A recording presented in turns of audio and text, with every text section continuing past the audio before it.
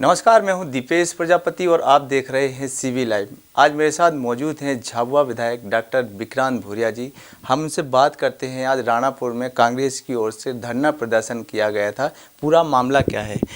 Sir, आज राणापुर में कांग्रेस की ओर से सैकड़ों की संख्या में आज धरना प्रदर्शन किया गया, पूरा मामला क्या है सर?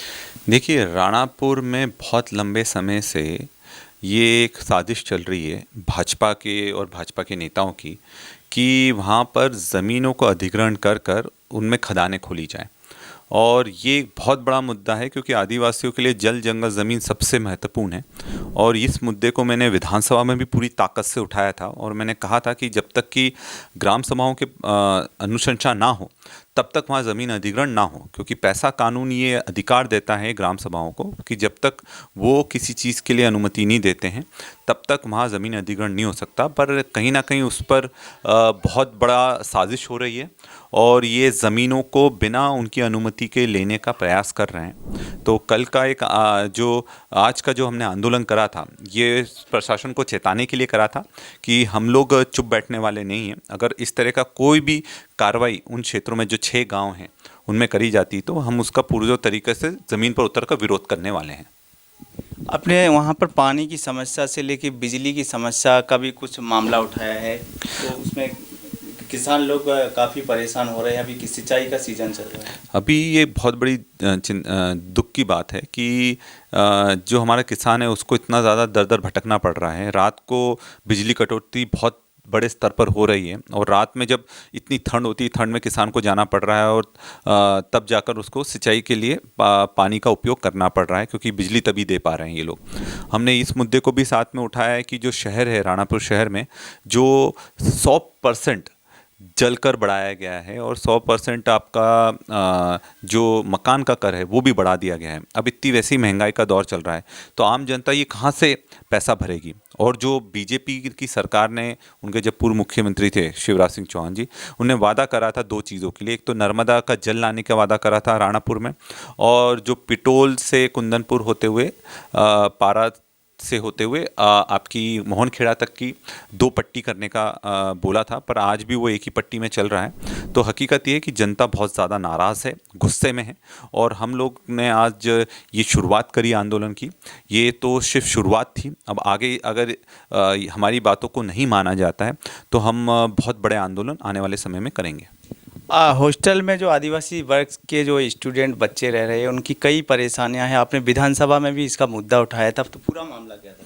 देखिए, ये बहुत लंबे समय से मेरे पास शिकायतें आ रही थी कि हॉस्टलों में न्यूनतम क्वालिटी की चीज़ें उपयोग हो रही हैं, खाना अच्छे से मिलता नहीं है, उनको सामग्री अच्छे से मिल नहीं रही और सुरक्षा की दृष्टि से बहुत ज़्यादा नकारा चीज़ें चल रही हैं। और जिस तरह से सरदारपुर में 2 बच्चे बिजली के करंट से मर गए थे, तो ये मैंने उनसे साफ सवाल करा था कि आपके पूरे जितने भी मध्य प्रदेश में जनजातीय विभाग के हॉस्टल हैं, स्कूल हैं, प्राइमरी, सेकेंडरी और हायर सेकेंडरी, उनमें क्या आपकी फायर सेफ्टी के नॉर्म पूरे होते हैं कि नहीं होते हैं, इलेक्ट्रिसिटी और विद्युत के पूरे नॉर्म पूरे हो रहे हैं कि नहीं हो रहे हैं। और चौंकाने वाली जानकारी मुझे मिली थी कि सुरक्षा की दृष्टि से आज देखा जाए तो आदिवासी हॉस्टल और स्कूल सबसे ज़्यादा असुरक्षित जगह है और उसके लिए कमेटी का भी गठन करा गया है। संभागीय स्तर पर पूरे मध्य प्रदेश में अपने अलग अलग संभागों के स्तर पर कमेटी बनाई जा रही है।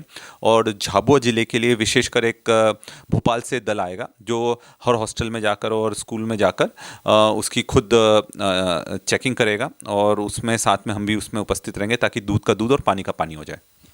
किसानों का आरोप है जब से स्मार्ट मीटर लग गए हैं तब से बिल काफ़ी आ रहे हैं। कांग्रेस की सरकार थी उस समय मतलब माइनस में बिल आते थे, इसको लेकर आपका क्या है? देखिए, ये हकीकत है कि जब कांग्रेस की सरकार थी तब 5 हॉर्स पावर तक का मोटर का बिल ही नहीं लगता था। और आज जब से बीजेपी की सरकार आई और जब से बिजली के क्षेत्र में अडानी घुसा है तब से ये बहुत ज़्यादा समस्या आ रही है कि बिजली के बिल स्मार्ट मीटर, क्योंकि सारे अडानी के हैं और स्मार्ट मीटर के नाम पर एक ज़बरदस्त लूट मचा रखी है हमारे जो बिजली के उपभोक्ता हैं उनके साथ में। और कहीं भी जाते हैं तो उसका निराकरण नहीं होता, क्योंकि बिजली वाले बोलते हैं कि ये तो सीधे इंदौर से हो रहा है, क्योंकि अब जब से स्मार्ट मीटर लग रहे हैं उनका कहना रहता है कि तो इंदौर से बिजली काट दी गई है। तो हकीकत ये है कि लूटपाट ज़बरदस्त चल रही है और आम उपभोक्ता जो है वो अपने आप को ठगा हुआ महसूस कर रहा है इस सरकार में। राणापुर क्षेत्र की जमीन अधिग्रहण को लेकर आगे की रणनीति आपकी क्या रहेगी?